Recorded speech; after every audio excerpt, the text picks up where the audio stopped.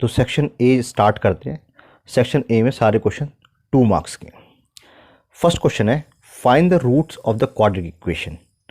तो देखिए हमारे पास क्वाड्रेटिक इक्वेशन है 3x² - 7x - 6 = 0। अब इसके रूट फाइंड आउट करने, तो रूट फाइंड आउट करने के लिए हमारे पास दो चीज़ें, या तो हम इसको क्वाड्रेटिक फार्मूला से कर सकते हैं, या हम ये सिंपल सा क्वेश्चन है तो इसको मिडिल टर्म स्प्लिट से भी हम कर सकते हैं। और ये 2 मार्क्स का है तो हम कैसे भी कर सकते हैं, जहाँ से आसान लगे हमें वहाँ से करना है।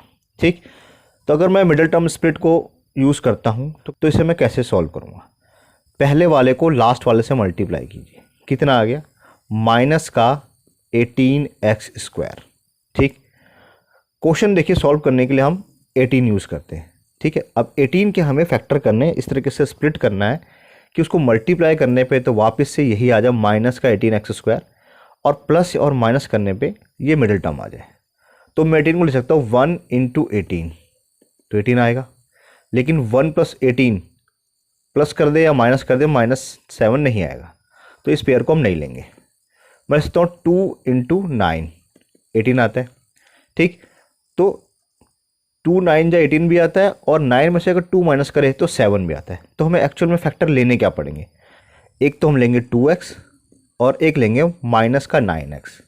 ठीक है, 2x और माइनस का 9x, जब हम इसको मल्टीप्लाई करेंगे तो क्या आएगा माइनस का 18x², और जब मैं इसको ऐड करूँगा तो क्या आएगा मेरे पास माइनस का 7x आएगा। यानी कि मेरे फैक्टर क्या हो गए, एक तो 2x हो गया और एक माइनस का 9x हो गया। ठीक, तो मैं इसको यूज़ करता हूँ, तो 3x², तो मैंने यूज़ करें प्लस का 2x और माइनस का 9x -6 = 0। नेक्स्ट स्टेप है पेयर बनाना, इसके पेयर बनाइए। x कॉमन आ रहा है, क्या बचा 3x प्लस का 2, यहाँ से -3 कॉमन आ रहा है, क्या बचा 3 से डिवाइड करना है, यानी कि -3 से डिवाइड करेंगे तो क्या बचा, यहाँ पे 3x बचा और यहाँ पे प्लस का 2 बचा। ध्यान रखें आपके 2 ब्रैकेट आएंगे, दोनों ब्रैकेट सेम टू सेम आने चाहिए, बिल्कुल आ गए। तो 3x प्लस का 2, दूसरा आया हमारे पास x माइनस का 3 = 0। तो 3x प्लस का 2 = 0 होगा और x = 3 होगा। x की वैल्यू यहाँ से क्या आएगी -2/3, और यहाँ पे आएगी x = 3। ठीक, तो ये हमारे क्या निकल गए, इसके रूट्स निकल गए। बहुत आसान है। अब हम आंसर नंबर 1 निकालते हैं और पार्ट वाला। ठीक है, तो इसमें देखिए ध्यान से, find the value of k for which of the quadratic equation this has real and equal roots. ठीक है, तो हमें पता है क्वाड्रेटिक इक्वेशन के रियल और इक्वल रूट्स कब आते हैं, जब d की वैल्यू 0 होती है। डिस्क्रिमिनेंट जब 0 के इक्वल होता है तो उसकी वैल्यू रियल भी होती है और इक्वल भी होती है। ठीक, तो हमारे पास ये क्वाड्रेटिक इक्वेशन है, इससे a की वैल्यू क्या निकलेगी 3, b की वैल्यू k और c की वैल्यू हमारे पास 3 आ गई। तो d कैसे निकलता है, d निकलता है हमारे पास b² - 4ac से। ठीक, और ये जो है = 0 ऑलरेडी दे रखा है। कैसे दे रखा है, क्योंकि लिखा है रियल एंड इक्वल रूट। तो जब भी रियल और इक्वल रूट होगा यानी कि d = 0 आएगा। यानी कि इसको अगर हम सॉल्व करते तो हमारी वैल्यू किसके इक्वल आएगी, 0 के वैल्यू को आएगी। तो लगाते हैं वाला फॉर्मूला, तो b² - 4ac = 0 है। b हमारा क्या है, k है, तो k का स्क्वायर -4, a हमारा क्या है 3, और c ये भी हमारा क्या है 3 = 0। तो k² - 4 3 12 एंड 12 3 36, 36 = 0। तो k² = 36 आ गया, और k की वैल्यू क्या आ गई +-6 आ गई। ठीक है, तो क्वेश्चन पूछा था k की किस वैल्यू के लिए, find the value of k for which the quadratic equation has real and equal roots. तो k की एक वैल्यू प्लस में आई है और एक वैल्यू माइनस में आई है, इसकी वैल्यू के लिए रियल और इक्वल रूट्स निकलेंगे। इस तरीके से हमारा आंसर खत्म हो जाएगा। क्वेश्चन नंबर 2 है 3 cubes each of volume 64 centimetre cube are joint end to end to form a cuboid. अगर इस तरह का कोई क्यूब है तो ऐसे 3 क्यूब लेने हैं, 3 क्यूब्स लेना है, उसको एंड टू एंड ज्वाइन करना है। तो इस तरीके से हमने 3 क्यूब को एंड टू एंड ज्वाइन कर दिया। Find the total surface area of cuboid so form. ठीक, तो ध्यान से देखिए, सबसे पहले उसने बोला है कि 3 क्यूब है जिनका वॉल्यूम है 64 सेंटीमीटर क्यूब हर एक का। ठीक है, पहले का भी 64 सेंटीमीटर क्यूब होगा, दूसरे का भी होगा, तीसरे का भी होगा। तो हमारे पास क्वेश्चन में गिवन क्या है, वॉल्यूम जो है वो 64 सेंटीमीटर क्यूब दे रखा है। तो लेट कर लेते हैं, let the side of cube be a. तो यानी कि हमारे पास वॉल्यूम ऑफ क्यूब क्या होता है, ए क्यूब। ए क्यूब की वैल्यू 64 दे रखी है, तो ए की वैल्यू क्या निकलेगी, 4 सेंटीमीटर। ठीक, तो ये देखिए, ये 4 सेंटीमीटर, ये 4 सेंटीमीटर, ये 4 सेंटीमीटर, यानी कि टोटल कितना हो गया, 12 सेंटीमीटर। तो लेंथ तो इसकी होगी हमारे पास 12 सेंटीमीटर की। ब्रेथ कितनी होगी, 4 सेंटीमीटर की होगी, और हाइट जो है वो 4 सेंटीमीटर की होगी। लिख लेते हैं हम, L equal to 12 centimetre, B equal to 4 centimetre, और H यानी कि हाइट जो है हमारी वो 4 सेंटीमीटर है। ठीक, हमें निकालना है total surface area of cuboid.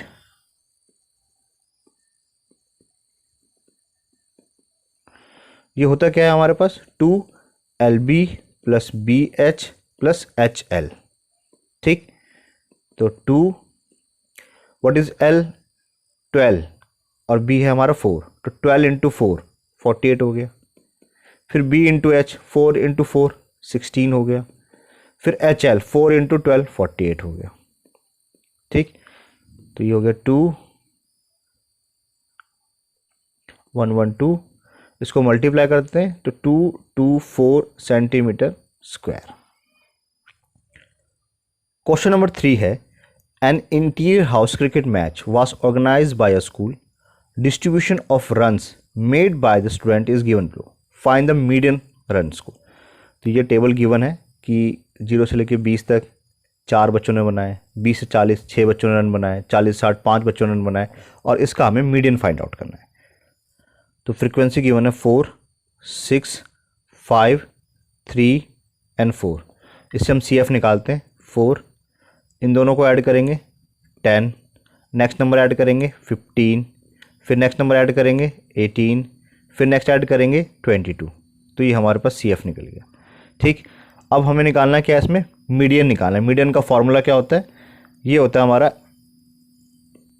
L plus n/2 upon में F इंटू H। ठीक, तो देखिए सबकी वैल्यू लिख लेते हैं। सबसे पहला काम है n/2 निकालना। n/2 क्या होता है, टोटल कितना 22 है। 22 को आप 2 से डिवाइड करेंगे तो कितना आ गया, 11 आ गया। अब ये 11 कहाँ आ रहा होगा, 11 जो है 10 के बाद इस वाले में आ रहा होगा, ये हमारा मीडियन क्लास हो गया। ठीक है, ठीक, अब हम वैल्यू सारे डाल देते हैं। L होता है लोअर लिमिट कितनी है, 40 है, तो 40 प्लस n/2 कितना आया था, 11 आया था, प्लस CF हमारा जस्ट इसके ऊपर वाला, ये हमारा CF होता है। ठीक, तो ये आ गया 10। इस लाइन में फ्रीक्वेंसी कितनी है, 5 इंटू H है हाइट, इनके बीच में कितने का हाइट है, तो 20 का है। ठीक है, तो ये हम लिखते हैं 40 प्लस 1/5 इंटू 24, यानी कि 44 हमारा मीडियन निकल गया। ठीक, क्वेश्चन नंबर 4 है, find the common difference of AP। तो देखिए हमारे पास AP क्या दे रखी है, AP गिवन है 4, 9, 14 डैश डैश डैश। तो इससे हमारे पास A की वैल्यू क्या आ गई, 4 आ गई। D की वैल्यू क्या आ गई, A2 माइनस A1, यानी कि 9 माइनस 4 5 आ गई। ठीक, if the first term change to 6 and the common difference remain the same, write the new AP। तो देखिए कॉमन डिफरेंस निकालने के लिए बोला था, वो तो हम ऑलरेडी निकाल चुके, 5 आ गया। अब उसने कहा कि मान लेते हैं कि पहला जो टर्म है वो 6 हो जाए, यानी कि अब जो है A की वैल्यू 6 हो जाए और कॉमन डिफरेंस हमारा सेम रहे। तो नहीं, AP क्या होगी, तो A1 क्या होगा, 6 ही आएगा। A2 कैसे निकलता है, A प्लस D से, यानी कि 6 प्लस का 5 11 आ गया। A3 कैसे निकलेगा, A प्लस 2D, तो 6 प्लस 2 इंटू 5 तो 16 आ गया। तो नए AP जो है 6, 11, 16, इस तरीके से नई AP हमारी निकल जाएगी। क्वेश्चन नंबर 5 है, the mode of the following frequency distribution is 38, find the value of x। ठीक है, तो यहाँ पे हमें मोड निकालना है और उसने बोला कि मोड जो है 38 है, तो इस x की वैल्यू क्या होगी हमें निकालना है। ठीक, तो सबसे पहले मोड का फॉर्मूला क्या होता है, मोड इक्वल टू होता है L plus F1 minus F0 upon में 2F1 minus F0 minus F2 और इंटू H भी होता है। ठीक, तो सारी वैल्यूज़ लिखते हैं सबसे पहले। तो सबसे पहले देखिए यहाँ पे 16 हाईएस्ट है। ठीक है, इसको हम मोड क्लास लेंगे तो इससे हमारे पास ये क्या निकलेगा, L हमारे पास 30 आ जाएगा।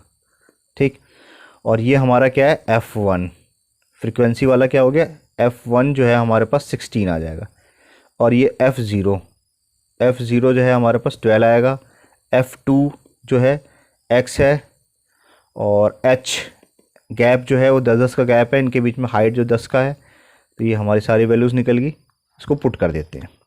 तो मोड की वैल्यू दे रखी है 38, तो 38 इक्वल टू L हमारा है 30 प्लस F1 16 एंड माइनस है F0 या F0 2 इंटू F1 16 है माइनस F0 है 12 और F2 भी माइनस करना है X इंटू H गैप 10 का।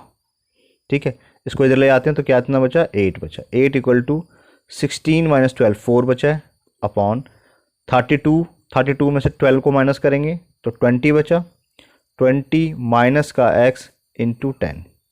ठीक, क्रॉस मल्टीप्लाई कर देते हैं, ये हो जाएगा 160 माइनस 8X इक्वल टू 40। तो 160 माइनस 40 इक्वल टू 8X, तो 120 इक्वल टू 8X और X की वैल्यू आएगी 120 अपॉन में 8। 4 से कट रहा है, 4 2 टाइम्स पे 30, इसको काटिए 15। तो X की वैल्यू हमारे पास कितनी आ गई, 15 आ गई और ये हमारा आंसर आ गया। क्वेश्चन नंबर 6 है XY and MN are the tangents drawn at the end points of a diameter DE of the circle with center O. Prove that XY parallel to MN. तो देखिए इस क्वेश्चन के अंदर XY और MN दो tangent हैं जो कि सर्कल के डायमीटर के एंड्स पॉइंट पे बनाए गए हुए हैं। ठीक है, और हमें प्रूफ करना है कि ये दोनों टेंजेंट्स जो है, ये दोनों लाइंस जो है ये पैरेलल होगी। ठीक, तो सबसे पहले जो हमने थ्योरम पढ़ी हुई है कि एक टेंजेंट जो है सर्कल के सेंटर के साथ 90 डिग्री का एंगल बनाती है। ठीक, तो इसको लिखते हैं।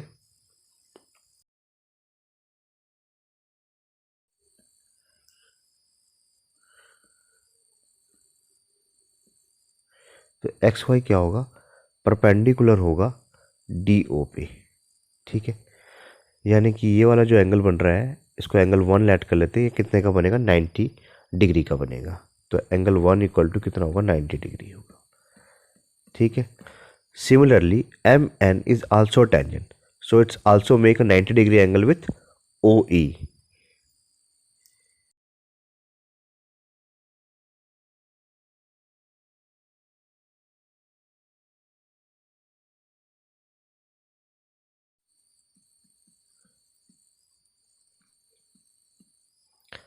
तो यहाँ पे जो एंगल बनेगा वो भी कितने का बनेगा, 90 डिग्री का बनेगा। तो एंगल 2 जो है वो भी 90 डिग्री का है। ठीक है, अब देखिए फ्रॉम इक्वेशन 1 एंड 2 एंगल 1 जो है वो इक्वल है एंगल 2 के, कितने हैं, दोनों 90 डिग्री के। ठीक, तो देखिए दोनों एंगल अगर 90 डिग्री के हैं तो हम कह सकते हैं कि दोनों कैसे अल्टरनेट इंटीरियर एंगल बना रहे हैं। ठीक है, they are making alternate interior angle. और अल्टरनेट इंटीरियर एंगल कब बनते हैं, when two lines are parallel. तो इस तरीके से हमारा प्रूफ हो जाएगा।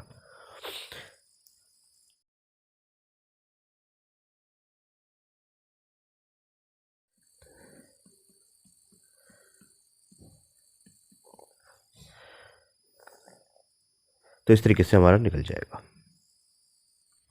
तो क्वेश्चन नंबर 6 का और पार्ट देखते हैं। In the given figure a circle is inscribe in a quadrilateral ABCD given AB equal to 6 centimetre. ये AB जो है पूरा 6 सेंटीमीटर का है, BC 7 सेंटीमीटर है, ये पूरा 7 सेंटीमीटर है, एंड CD 4 सेंटीमीटर है, ये जो है 4 सेंटीमीटर है, फाइंड ए डी है और हमें ए डी की वैल्यू जो है फाइंड आउट करनी है, इसकी वैल्यू निकालनी है। तो देखिए हमने क्या करा है, ए से 2 टेंजेंट ड्रॉ करें। एक तो हमने ए पी करा है, ठीक है, ये हमारा ए पी टेंजेंट है और ये ए एस है। इनकी लेंथ क्या होगी, इक्वल होगी। क्यों होगी, हमारी थ्योरम है 10.2 tangents drawn from external points are equal. तो हम लिख सकते हैं ए पी जो है ए एस के इक्वल होगी। तो ए पी जो है वो इक्वल है ए एस के। सिमिलरली बी पॉइंट से 2 टेंजेंट ड्रॉ करे गए B P and B Q, तो ये भी इक्वल होंगे, B P equal to B Q. Similarly C से हमने ड्रॉ करे सी क्यू और सी आर, तो C R equal to C Q. Similarly D से भी हमने 2 टेंजेंट ड्रॉ करे हैं, एक ये वाला डी आर और दूसरा डी एस, ये दोनों भी क्या होंगे, इक्वल होंगे। तो D R equal to D S, ठीक है। अब क्या करते हैं, इनको ऐड कर लेते हैं। तो देखिए क्या हो जाएगा, ये हो जाएगा A P plus B P plus C R plus D R equal हो जाएगा A S plus B Q plus C Q plus का डी एस, ठीक। तो आप देखिए ए पी और बी पी, ठीक है, ए पी यहाँ से यहाँ तक और बी पी यहाँ से यहाँ तक, ये मिलके पूरा क्या बन जाएगा, ए बी बन जाएगा। तो इसके बदले लिखा हमने ए बी। उस तरीके से सी आर और डी आर, ये सी आर है यहाँ से यहाँ तक और ये डी आर है, ये क्या बन गया, D C equal to A S और डी एस, ये हमारा ए एस है और ये हमारा डी एस है, क्या बन गया, ए डी। और बी क्यू सी क्यू, ये हमारा क्या बन गया, बी सी। अब इन सब की वैल्यू हमारे पास गिवन है, यहाँ पे सारी वैल्यूज़ है। ए बी की वैल्यू 6 है तो हम 6 लिख देते हैं। डी सी जो है हमारा सी डी है 4 सेंटीमीटर है। ए डी हमें फाइंड आउट करना है और बी सी जो है वो दे रखा है 7 सेंटीमीटर। तो ए डी की वैल्यू कितनी निकल जाएगी, 6 + 4 10, 10 माइनस का 7 यानी कि 3। तो ये हमारा ए डी की वैल्यू आ गई, तो हमारा आंसर आ गया। क्वेश्चन नंबर 7 है, an A P 5, 8, 11 has 40 terms. तो सबसे पहला काम जो इन्फॉर्मेशन गिवन है उसको लिखना। हमारी ए पी है 5, 8, 11, तो ए की वैल्यू हमारे पास क्या आएगी, ए की वैल्यू हमारे पास 5 आ जाएगी। डी हमारे पास कितना आएगा, A2 माइनस A1, 8 माइनस 5 यानी कि 3 आ गया। और यहाँ 40 टर्म्स की बात हो रही है यानी कि n की वैल्यू हमारे पास 40 आ गई, ठीक। निकालना है क्या है, फाइंड द लास्ट टर्म, हमें an या फिर जो l जो है लास्ट टर्म वो निकालना है। Also find the sum of last 10 terms. Okay, तो सबसे पहले हम क्या करते हैं, जो हमें an यानी कि जो लास्ट टर्म है या A40 जो है वो हमें फाइंड आउट करना है क्योंकि इसमें 40 टर्म्स है, ठीक। तो हमारे पास फॉर्मूला है an equal to a plus n minus 1t। Value put करते हैं, A40 equal to 5 plus 40 minus 1 और d हमारा 3 है, तो ये हो जाएगा 5 प्लस 39 इंटू 3, ठीक। तो ये आ गया 5 प्लस 7 11 और 122। तो हमारे पास A40 की वैल्यू आ गई है। क्वेश्चन उसने एक और पूछ रखा है, find the sum of the last 10 terms. अब देखिए ध्यान समझिए, 1 से लेकर यहाँ पे 40 तक टर्म होंगे, ठीक। अब हमें लास्ट 10 टर्म्स की बात हो रही है। लास्ट 10 टर्म्स का मतलब क्या हो गया, A31 से लेके हमें A40 तक के जितने भी टर्म्स है उसको ऐड करना है, सम फाइंड आउट करना है, ठीक है। तो हमारे पास पहले से A40 है, हम A31 निकाल लेते हैं। तो A31 कैसे निकलता है, A प्लस 30D से, ठीक। तो A हमारा 5 है इंटू 30 और D की वैल्यू क्या है, 3 है। तो ये आ गया 5 प्लस 90 यानी कि 95, ठीक। तो हमें 95 से लेके जो लास्ट टर्म है 122 यहाँ तक का सम निकालना है। तो इसको हम अगर A ले लें और इसको हम L ले लें तो हम फॉर्मूला लगाएंगे। तो SN इक्वल टू क्या होगा, n/2 A प्लस L, ठीक। n कितने, 10 टर्म्स की बात हो रही है तो 10/2। A हमारा कितना 95 और L है हमारा 122 लास्ट टर्म। तो यहाँ से इसको काट दीजिए, 5 आ गया। ये आ गया हमारे पास इसको इससे मल्टीप्लाई कर देते हैं 1085, ये हमारा सम निकल गया। क्वेश्चन नंबर 8 है, a tree is broken due to the storm in such a way that the top of the tree touches the ground and makes an angle of 30 degree with the ground. Length of the broken upper part of the tree is 8 metre, find the height of the tree before it was broken. तो देखिए सबसे पहले हम मानते हैं कि ये हमारा पूरा एक बड़ा सा पेड़ है, ठीक, जो कि यहाँ से टूट गया, ठीक। ऊपर वाला जो पार्ट है वो उसने बता रखा है कि 8 मीटर का है जो टूटा है, ठीक। तो ये यहाँ से यहाँ तक पूरा 8 मीटर का होगा। अब ये टूट के नीचे गिर गया होगा, यानी कि ये ऐसे पहुँच गया होगा, और इसको इसके ज्वाइन कर देते हैं। तो ये जो वैल्यू है वो कितनी है, 8 मीटर की हमारे पास क्वेश्चन में गिवन है, ठीक। और ये जो एंगल बना रहा है वो 30 डिग्री का बना रहा है ग्राउंड के साथ, तो ये 30 डिग्री का एंगल है। तो हम कुछ भी ऐड कर लेते हैं, ये ए है, ये बी है और ये सी है, और ये जो यहाँ से यहाँ तक का गैप है एक्स है। तो पेड़ की पूरी ऊंचाई कितनी हो जाएगी, हाइट ऑफ ट्री हो जाएगी एक्स प्लस का 8 है ना, ये 8 है और यहाँ नीचे एक्स है, दोनों का ऐड कर देंगे तो कितना आएगा, total height of the tree हो जाएगा एक्स प्लस 8 मीटर। तो हमने लेट कर ली, सी पॉइंट से जो है वो पेड़ जो है टूट गया, ब्रॉक हो गया। तो अब देखिए अगर हमारे यहाँ पे थीटा है तो उसके सामने क्या होता है, परपेंडिकुलर, और ये लॉन्गेस्ट साइड है तो क्या होगा, हाइपोटेनियस। तो परपेंडिकुलर और हाइपोटेनियस में किसका रिलेशन होता है, साइन का। तो हम लिखते हैं साइन 30 डिग्री इक्वल टू क्या होगा, बी सी अपॉन में ए सी। साइन 30 कितना होता है, 1/2, 1/2 इक्वल टू बी सी हमारा एक्स है और ए सी जो है वो 8 है। क्रॉस मल्टीप्लाई करते हैं तो 2x इक्वल टू 8 और x इक्वल टू कितना होगा, 8/2 यानी कि 4। इट मीन्स ये जो बी सी है ये हमारा 4 मीटर का है, ठीक है। ये हाइट जो है वो 4 मीटर की निकली है। तो हाइट ऑफ द ट्री कितनी हो जाएगी, ये हो जाएगी हमारी x प्लस 8 यानी कि 4 प्लस का 8 12 मीटर का आ जाएगा। तो पूरे पेड़ की जो हाइट थी वो 12 मीटर है। इसका और पार्ट देखते हैं। Two poles of equal heights are standing opposite each other on either side of the road 80 metre wide.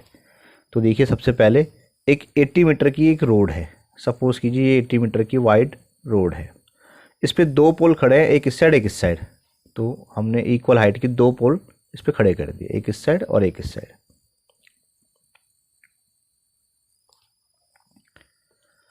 यहाँ लिखा हुआ है two poles of equal height, जितनी हाइट इसकी है उतनी हाइट इसकी है, ठीक। और क्वेश्चन पूछा गया from a point between them on the road angle of elevation of top of the two poles are respectively 60 degree and 30 degree. इनके बीच में कोई पॉइंट होगा, मान लेते हैं इस पॉइंट पे हम बात कर रहे हैं, ठीक। ये हमारा पॉइंट है और इस पॉइंट से इनके टॉप पे, इसके टॉप पे और इसके टॉप पे एंगल जो बन रहे हैं वो कितने कितने के बन रहे हैं, 60 और 30 डिग्री के बन रहे हैं, ठीक। तो इसको मान लेते हैं कि ये 60 डिग्री का है और इसको मान लेते हैं हम 30 डिग्री का है, ठीक। और ये रोड कितना चौड़ा है, 80 मीटर है।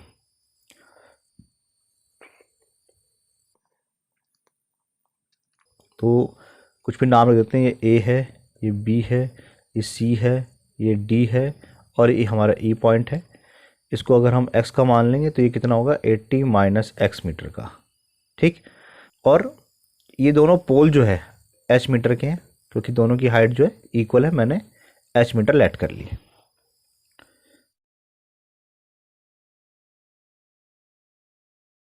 तो देखिए सबसे पहले लेते हैं हम ट्रायंगल ABC। तो इन ट्रायंगल ABC ये हमारा थीटा है, तो इसके सामने क्या होगा, परपेंडिकुलर, और ये है हमारा बेस। तो परपेंडिकुलर बेस यानी कि tan का रिलेशन। तो tan 60 डिग्री इक्वल टू क्या आएगा, परपेंडिकुलर यानी कि AB अपॉन में BC लिखते हैं, ये होता है हमारा √3 equal to h/x। Cross multiply करते हैं तो √3x equal to h। This is my first equation. अब हम दूसरा ट्रायंगल लेते हैं। तो इन ट्रायंगल CDE यहाँ पर भी tan का रिलेशन है, तो tan 30 इक्वल टू कितना आएगा, DE अपॉन में CD। tan 30 होता है हमारा 1/√3 इक्वल टू DE h है और CD ये है 80 माइनस x। क्रॉस मल्टीप्लाई करते हैं तो 80 माइनस एक्स इक्वल टू कितना आएगा, √3h। ठीक, हमें क्वेश्चन में पूछा है find the distance of the point from the two poles, इनके बीच उस पॉइंट से डिस्टेंस बताइए। तो या तो हम यहाँ पे h की वैल्यू डाल सकते हैं और x में निकाल सकते हैं, या हम डायरेक्ट नॉर्मली भी सॉल्व कर सकते हैं। हम लिखते हैं 80 माइनस एक्स इक्वल टू √3 और h की वैल्यू क्या है, √3x। ठीक, तो ये हो गया 80 माइनस का x इक्वल टू 3x, इस x को इधर ले जाते हैं तो 80 इक्वल टू हो जाएगा 4x और x इक्वल टू कितना आ जाएगा 80/4 यानी कि 20। ठीक, तो ये गैप हमारा 20 हो जाएगा और ये 80 माइनस 20 यानी कि 60 हो जाएगा। तो हमारी वैल्यूज़ निकल गई। क्वेश्चन नंबर 9 है PA and PB are the tangent drawn to a circle with centre O। तो ये दो टेंजेंट ड्रॉ करे गए हैं यहाँ इस पॉइंट P से, ये A है और ये हमारा B है। ठीक, तो PA एंड PB, PA की लंबाई 6 है, यहाँ पे ये 6 सेंटीमीटर गिवन है, तो ये भी कितना होगा 6 सेंटीमीटर ही होगा। कैसे होगा, थ्योरम 10.2 से, कि एक पॉइंट से दो टेंजेंट ड्रॉ करते हैं, उनकी लेंथ क्या होती है, इक्वल होती है। एंड APB 60 डिग्री है, APB ये जो है हमारा एंगल 60 डिग्री का गिवन है। तो उसने पूछा है कि फाइंड द लेंथ ऑफ कोड AB, हमें इस कोड AB की लेंथ फाइंड आउट करनी है। ठीक, ओके, तो tangent drawn from external point to a circle are equal.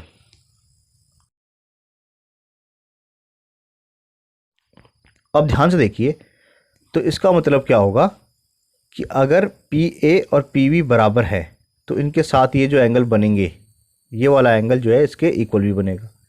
तो एंगल x, मैंने इसको लेट कर लिया, तो ये भी कितना का होगा, x का होगा। क्यों होगा, क्योंकि अब ये एक आइसोसेलेस ट्रायंगल है। आइसोसेलेस में ट्रायंगल में क्या होता है, अगर साइड्स इक्वल है तो उनके साथ जो करस्पॉन्डिंग एंगल होते हैं वो भी इक्वल बनते हैं। ठीक, तो एंगल PAB इक्वल होगा एंगल PBA के। ठीक है, क्योंकि ये आइसोसेलेस ट्रायंगल है। ओके, और दूसरी इंपॉर्टेंट बात क्या है कि एक ट्रायंगल में तीनों एंगल का सम कितना होता है, 180 डिग्री। तो angle PAB plus angle ABP plus angle BPA, ये कितना आएगा, 180 डिग्री आएगा एंगल सम प्रॉपर्टी। और PAB हमने एक्सलेट किया है और इसको भी हमने एक्सलेट किया है, और BPA इसकी वैल्यू 60 डिग्री हमारे पास क्वेश्चन में गिवन है, इक्वल टू 180 डिग्री। तो 2x plus 60 degree equal to 180 degree, 2x equal to कितना आ जाएगा, 120 डिग्री, ये जाके माइनस हो गया, और x की वैल्यू आ जाएगी हमारे पास 120/2 यानी कि 60 डिग्री। तो ये हमारे पास 60 डिग्री का आ जाएगा और ये एंगल भी 60 डिग्री का आ जाएगा। तो अब ध्यान से देखिए, अगर एक ट्रायंगल में तीनों एंगल इक्वल आ रहे हैं, ठीक है, जो हमने लिया था एंगल PAB इक्वल है एंगल ABP इक्वल है एंगल BPA, कितना है, 60 डिग्री है। ठीक, तो एक्चुअल में ये जो ट्रायंगल है वो कैसा है, ये इक्विलेटरल ट्रायंगल है। ठीक है, तीनों एंगल्स इक्वल आ रहे हैं।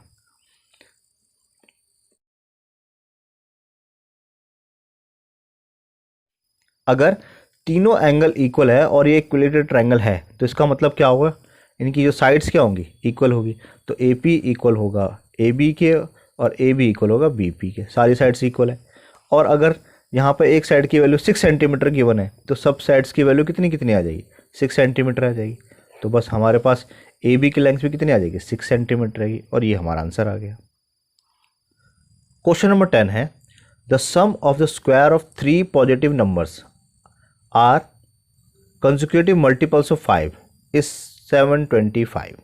Find the 3 numbers.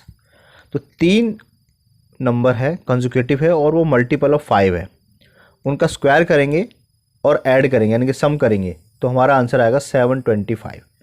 तो लेट करते हैं कि जो पहला नंबर है वो x है।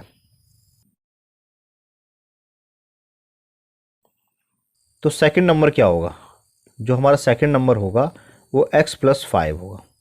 उस तरह से जो थर्ड नंबर होगा उसको हम लेट क्या करेंगे, जो ये नंबर आया है उसमें 5 और ऐड कर देंगे यानी कि x + 10 होगा। ठीक, ये पहला नंबर हो गया, ये सेकंड नंबर हो गया, थर्ड नंबर हो गया। अब अकॉर्डिंग टू क्वेश्चन क्या लिखा हुआ है हमारे पास कि सम ऑफ स्क्वायर, तो पहले नंबर का स्क्वायर,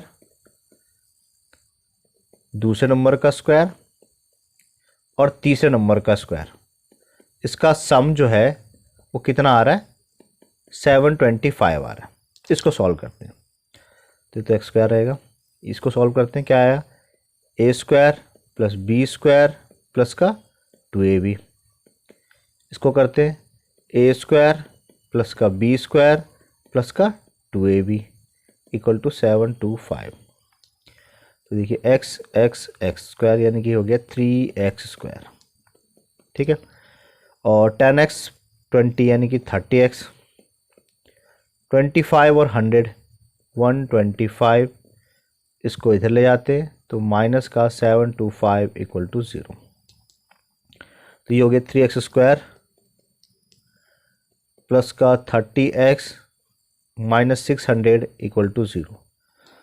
सब 3 से डिवाइड हो रहे हैं, not divide the whole equation by 3। We got x square plus 10x minus 200 equal to 0। अब इसको हमें फैक्टर करना है, या तो हम क्वाड्रेटिक फार्मूला का यूज़ कर सकते हैं या सिंपली हम मिडिल टर्म को स्प्लिट भी कर सकते हैं। तो अगर हम मान लेते हैं मिडिल टर्म को स्प्लिट करते हैं तो 200 को हम लिख सकते हैं 10 इंटू 20। तो उसको मल्टीप्लाई करने पे 200 भी आ रहा है और माइनस करने पे 10 भी आ रहा है। तो इस पेयर को ले लेते हैं 10x और 20x वाले को।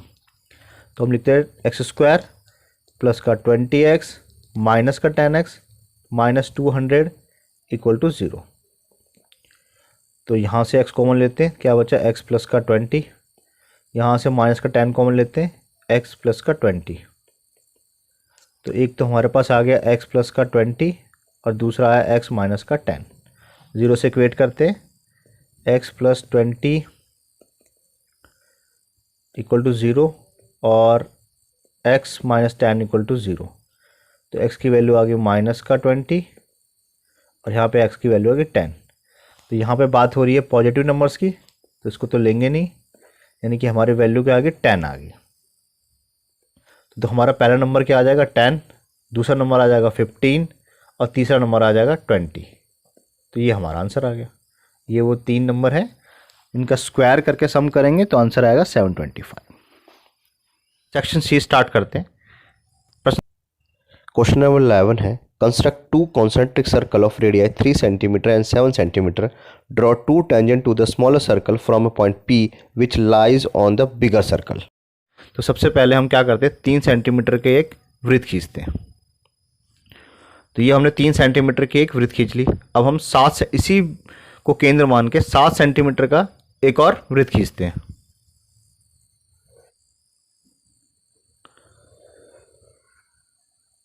तो ये हमने 7 सेंटीमीटर की वृत्त खींच ली है, ठीक। अब क्या करना है, स्केल से हमें कहीं पर भी एक लाइन खींचनी है। तो ये हमने यहाँ से एक लाइन ऐसे खींच दिया, ठीक। अब इस लाइन का क्या करना है, हमें समद्विभाजक करना है। तो समद्विभाजक करने के लिए हमें एक स्टार्टिंग पॉइंट पर रखना है और इस तरीके से आर्क लगाना है, एक ऊपर एक नीचे। तो एक हमने आर्क नीचे लगाया और एक आर्क हमने ऊपर लगा दिया, ठीक। अब इसको केंद्र पर रख के करते हैं। तो देखिए एक आर्क तो यहाँ पे लगा है और एक नीचे लगाते हैं, एक आर्क यहाँ पे लगा है। अब इसको ज्वाइन कर देते हैं। तो ये हमने इसको ज्वाइन कर दिया ऐसे, ठीक। अब क्या करना है, हमें सेंटर पॉइंट मिल चुका है। अपना कंपास निकालते हैं।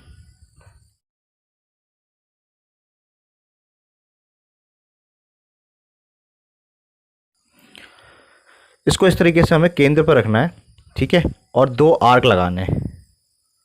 देखिए एक आर्क तो यहाँ पे लग गया, चाहे तो पूरा वृत्त बना लीजिए, कोई दिक्कत नहीं है। हमें बेसिकली 2 आर्क से मतलब होता है जो इस सर्कल को कहीं पे काट रहे। तो हमें एक पॉइंट यहाँ मिल गया है, एक पॉइंट यहाँ मिल गया है। अब हम लाइन खींच सकते हैं। तो इस बिंदु से हमने इस तरीके से एक टेंजेंट यहाँ पे खींच दिया, स्पर्शरेखा खींच दी, और दूसरा जो है हमने इस बिंदु पर कट कर रहा है तो यहाँ से खींच दिया। तो इस तरीके से हमने बड़ी आसानी से 2 स्पर्शिका खींच दिया। ठीक है, तो हमने P से 2 स्पर्शिका खींची है। इसका मान लेते हैं सेंटर जो है O है। इसका हम कुछ भी नाम रख सकते हैं, मान लेते हैं यहाँ पे A रख दिया और हमने B रख दिया। तो इस प्रकार से हमारा कंस्ट्रक्शन जो है रचना बन गई है। क्वेश्चन नंबर 11 का और पार्ट है, draw a pair of tangent to a circle of radius 6 centimetre which are inclined to each other at the angle of 60 degree. Also find the length of the tangent. तो देखिए हमारा question ये है कि हमें pair of tangent draw करने हैं। जैसे मान लेते हैं ये एक सर्कल है और इस सर्कल पे पेयर ऑफ टेंजेंट हमें ड्रॉ करने हैं। इस सपोज कीजिए इस पॉइंट से हमने एक यहाँ पे और यहाँ पे हमने 2 टेंजेंट ड्रॉ कर दिया और इस सर्कल की जो रेडियस है वो रेडियस कितनी दे रखी है, 6 सेंटीमीटर की दे रखी है। ठीक, कहीं भी ड्रॉ करेंगे 6 सेंटीमीटर आएगा और ये जो टेंजेंट है वो इंक्लाइंड हो रहे हैं 60 डिग्री पे। ये हमारा क्वेश्चन है, तो इसको कंस्ट्रक्ट करना है। तो हमें पता है कि अगर जो टेंजेंट होंगे यहाँ पर 90 डिग्री का एंगल बनाएंगे। ठीक है, और सेंटर पे और टेंजेंट पे ये दोनों कितना होता है, 180 डिग्री का होता है, क्योंकि ये सप्लीमेंट्री एंगल होते हैं। तो अगर ये 60 का है तो ये हमारा 120 डिग्री का एंगल बनेगा। तो अब इसको हम फेयर बनाते हैं। तो सबसे पहले क्या करते हैं, हम 6 सेंटीमीटर का एक सर्कल ड्रॉ करते हैं। तो ये हमने 6 सेंटीमीटर नाप के एक सर्कल ड्रॉ कर लिया। अब कहीं पर भी क्या करते हैं, हम एक सेंटर से एक लाइन ड्रॉ कर देते हैं। तो इसके सेंटर से हमने एक लाइन यहाँ पे ड्रॉ कर लिया। ठीक, ओके, और यहाँ पे बनाते हैं 120 डिग्री का एंगल। तो उसके लिए हम कंपास निकालते हैं, एक आर्क लगाते हैं ऐसे। ठीक, ये हमारा 60 का हो गया और एक और 60 का बना लेते हैं। तो ये हमारा 120 डिग्री का बन गया। इसको इससे ज्वाइन करते हैं। ठीक, ओके, अब हम यहाँ बनाएंगे 90 डिग्री का एंगल, यहाँ पे बनाएंगे 90 डिग्री का एंगल। तो 90 डिग्री का एंगल हम बनाते हैं यहाँ पे। ठीक, ये 60 डिग्री का आर्क हो गया। यहाँ पे फिर से 60 डिग्री का, इसको बाइसेक्ट कर देते हैं।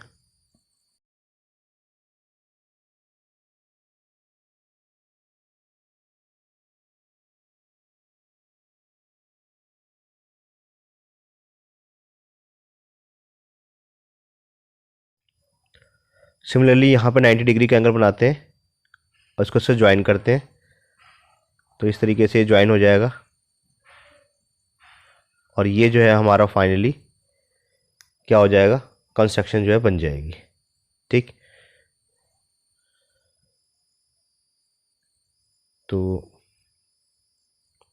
ये हमारा 60 डिग्री का एंगल आ गया, जहाँ से हमने 2 टेंजेंट ड्रॉ कर रखे हैं। मान लेते हैं ये ए है, ये बी पॉइंट है, ये हमारा ओ है और ये पॉइंट पी है। तो इस तरीके से हम सर्कल जो है कंस्ट्रक्ट कर सकते हैं और 2 टेंजेंट ड्रॉ कर सकते हैं। ठीक है, ये 60, ये हमारा 90 डिग्री के दोनों एंगल है और यहाँ पर हमने 120 डिग्री का एंगल कंस्ट्रक्ट किया था, ये वाला। ठीक, तो इस तरीके से हमने कंस्ट्रक्ट किया। क्वेश्चन नंबर 12 है, the following age wise chart of 300 passengers flying from Delhi to Pune is prepared by the airline staff. Find the mean age of the passengers.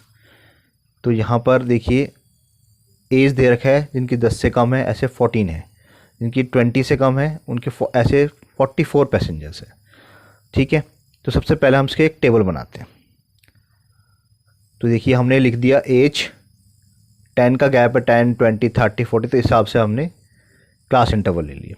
ठीक, और ये जो हमारे पास दे रखा है 14, 44, 82, ये हमारे पास CF दे रखा है, कम्युलेटिव फ्रीक्वेंसी। इससे हम क्या करेंगे, फ्रीक्वेंसी निकालेंगे। तो 0 to 10 से हमारा 14 ही है। ठीक, अब टोटल 20 से कम ऐसे 44 पैसेंजर है, लेकिन उसमें ये क्या होंगे, ये ऐड होंगे।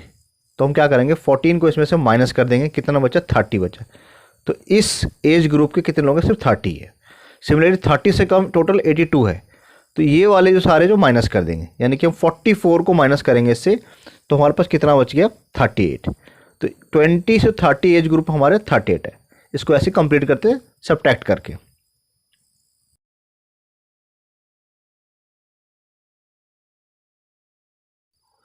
अब हम निकालते हैं एक्स आई। एक्स आई कैसे निकाला जाता है, 0 और 10 दोनों को ऐड करेंगे, ठीक है, और 2 से डिवाइड करेंगे, तो 10 आ गया, 2 से डिवाइड करेंगे 5। सिमिलरली 10 + 20 30 होता है, 30 को 2 से डिवाइड करेंगे 15। तो लोअर लिमिट अपर लिमिट को ऐड कर 2 से डिवाइड करना है।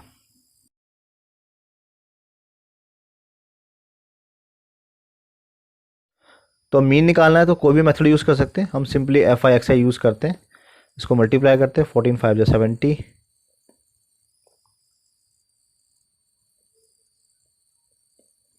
लिखते हैं सिग्मा एफ आई एक्स आई, ये आ गया हमारे पास 12,600, और सिग्मा एफ आई टोटल 300 पैसेंजर्स की बात हो रही है, यानी कि 300। मीन का फॉर्मूला क्या है हमारा, x bar equal to sigma f i x i upon sigma f i, ठीक। तो ये आया हमारे पास 12,600 अपॉन में 300, 2 0 से ये कट गया 42, तो मीन हमारा कितना आ गया 42। ये हमारा आंसर आ गया। फर्स्ट केस स्टडी देखते हैं।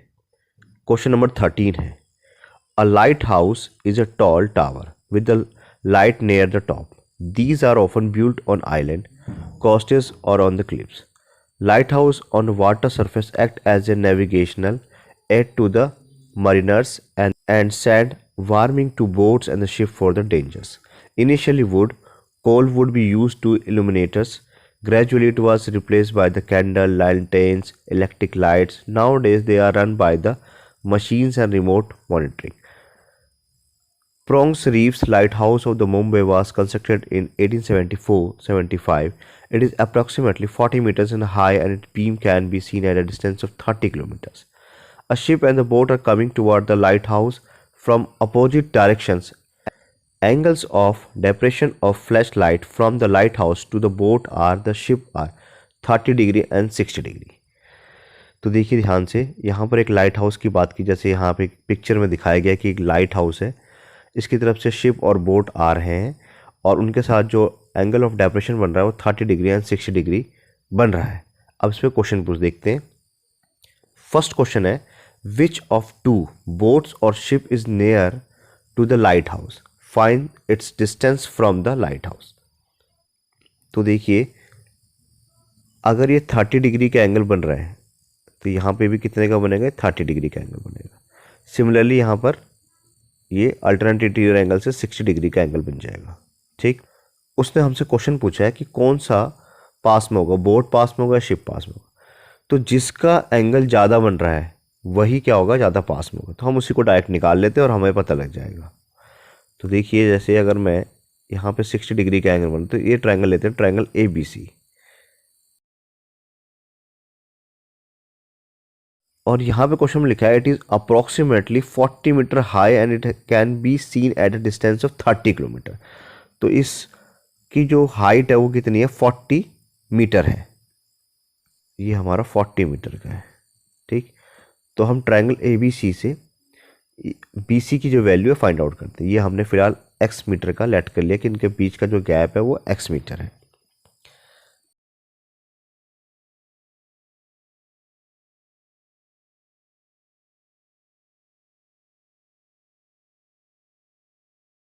तो इन ट्रायंगल ABC, तो ये हमारा थीटा है, ये उसके सामने परपेंडिकुलर है और बेस है। परपेंडिकुलर और बेस का रिलेशन क्या होता है, 10 का। तो 10 60 डिग्री इक्वल टू क्या होगा, AB अपॉन में BC। 10 60 होता है √3, तो √3 equal to what is AB। AB हमारा 40 मीटर है और BC हमने x लेट करें, क्रॉस मल्टीप्लाई करते हैं, √3 x इक्वल टू 40। तो x की वैल्यू कितनी आएगी, 40 अपॉन में √3। इसको रैशनलाइज कर देते हैं तो ये आ जाएगा 40 √3/3 मीटर। ये हमारा आंसर आ गया। सेकंड पार्ट देखते हैं।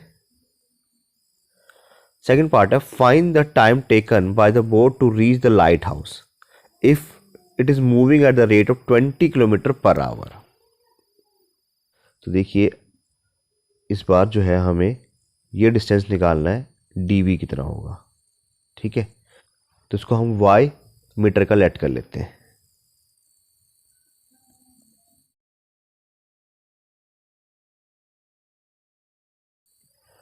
तो देखिए यहाँ पे 30 डिग्री का एंगल बन रहा है, तो यहाँ पे भी रिलेशन किस चीज़ का है, 10 का है। तो 10 30 डिग्री इक्वल टू क्या आएगा, ए बी अपॉन में डी बी।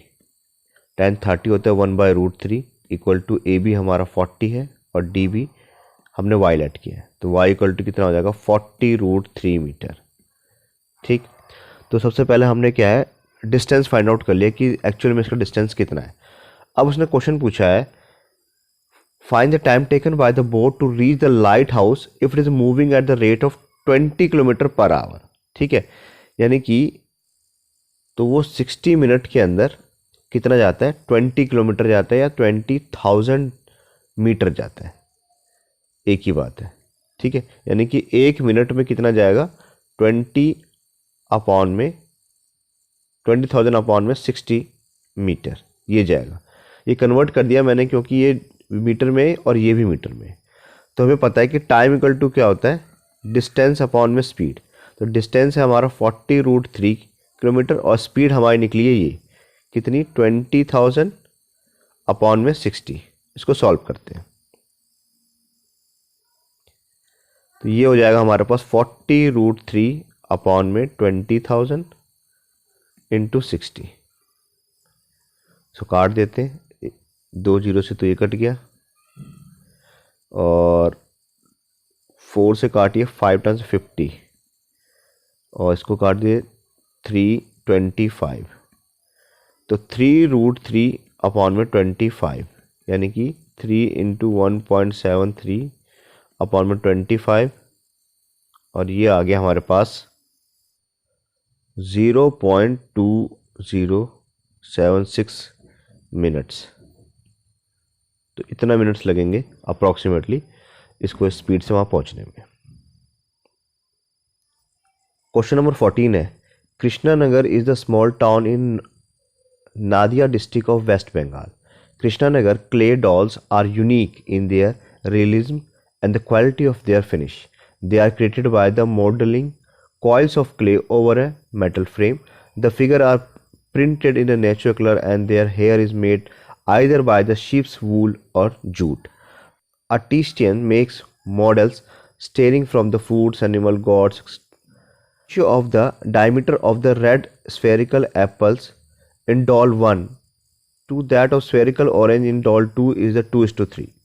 तो देखिए यहाँ पे क्वेश्चन में एक बहुत इंपॉर्टेंट लाइन लिखी हुई है कि जो पहले वाले इसमें डॉल में जो एप्पल का स्फेरिक डायमीटर है वो इसके दूसरे वाले जो इसमें फिगर बनी हुई है इसके ऑरेंज के डायमीटर का 2:3 है।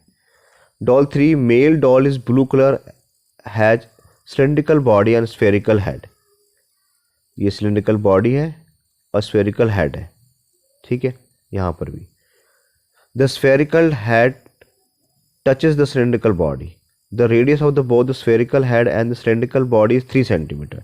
यहाँ पर 3 सेंटीमीटर की रेडियस है and the height of the spherical body is 8 centimetre और हाइट जो है वो 8 सेंटीमीटर। बेस्ड ऑन द वो information answer the following question.